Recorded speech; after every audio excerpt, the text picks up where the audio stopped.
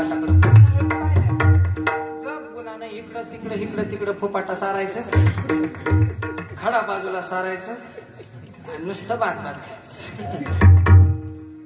महाराज एक नाही, दोन नाही, तीन नाही, चार नाही, महाराज तब्बल 17 खडं साहेबांनी बाजूला काढलं, जेवण करायला लागलो. साहेब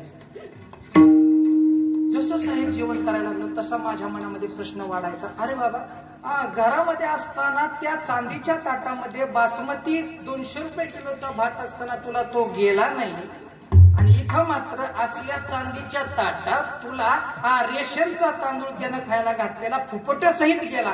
कारण काय?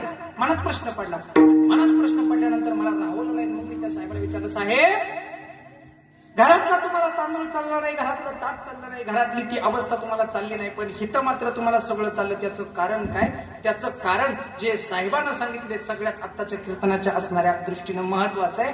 साहेब सांगतात, महाराज घरी माझ्या कोटीचा बंगला आहे, लाखाची गाडी आहे, त्याच घरामध्ये माझं ते चांदीचं ताट आहे, त्याच घरात माझी ती बायको मला त्या भातामध्ये जेवायला घालते, पण ही सगळी माझ्या असणाऱ्या अवस्थेची कृपा आहे. इतक्या मोठ्या अवस्थेमध्ये माझी परिस्थिती मला दिसत होती, त्या परिस्थितीमध्ये मला हे सहन झालं नाही. पण खरं सांगू का, मी त्या ठिकाणी संसारात होतो, पण आता मात्र या पंक्तीला मी माझ्या परमार्थात आहे, आणि परमार्थात असताना मी तिथं माझी अवस्था नाही, तर इथं तुमची केलेली व्यवस्था पाहिली, आणि व्यवस्था पाहत असताना घरची परिस्थिती मला इथं आठवली नाही, तर मला इथं माझी मनस्थिती आठवली, आणि ती मनस्थिती तशीच राहावी याकरता महाराज आपल्याला त्या संसारामध्ये नेमकं कसं प्रारब्धाच्या जीवावर राहावं या अभंगाच्या दुसऱ्या चरणात सांगतात.